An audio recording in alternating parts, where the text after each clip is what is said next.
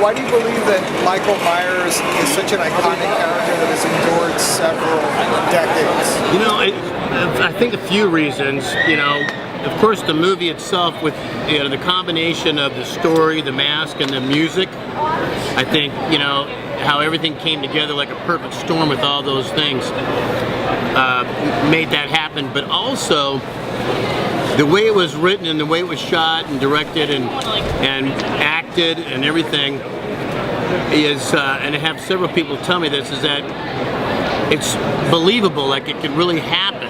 Somebody like this could really happen. It's not like a Friday the 13th with nails coming out to here and it's kind of a fantasy thing. Was nothing against Robert Englund, but I love Robert, but it was just so believable that it could really happen.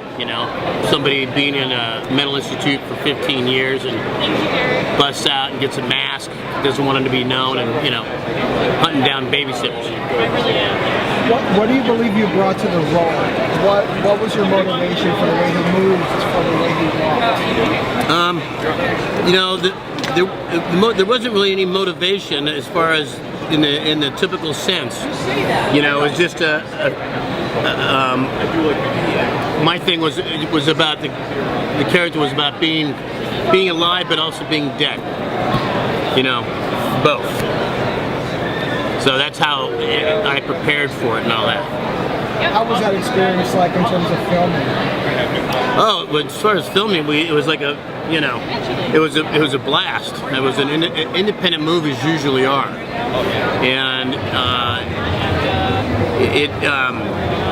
it was very fast because it was so low budget that everything was moving very quickly.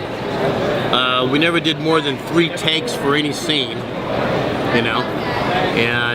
But everybody was all working together, so we were like a big team, and we're all a big family, So it was a blast. What is it about the film that scares us to this day? That I think that because it could really happen. And also the mask, because of it was like faceless, in a sense. There was no monster character to it. The mask itself.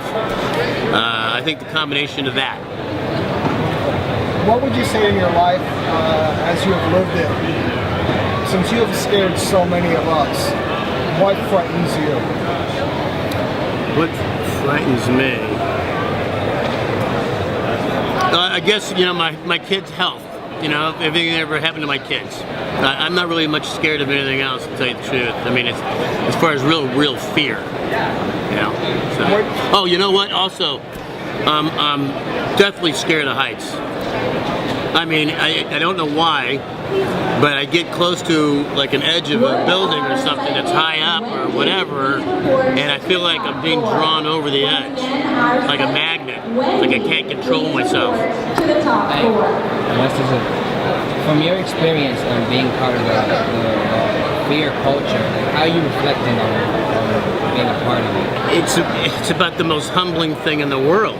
I mean, it's like I can't believe how huge it became, and I'm completely blessed. I mean, it blows my mind, because I figured when we were filming it, maybe a week or 2 in the drive-in, and that'd be about it. I had no clue, and nobody did, that it would blow up.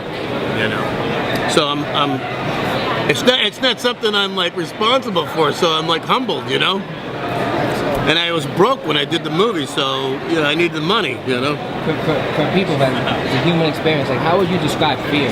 Like what do you think fear is as It's a soulful thing. It's a soulful thing, I think. Fear hits the soul, and whatever different way that happens, it hits the soul for some reason. Like when I first saw The Exorcist, I was brought up Catholic, I guess. And that was a Catholic-based type of movie, That movie scared the living crap out of me. I mean, and to this day it still does. So there's some kind of fear that hits from that movie that hits my soul because I have that Catholic upbringing or something, of the twisting of the head and the devil and all that stuff, that hit my soul,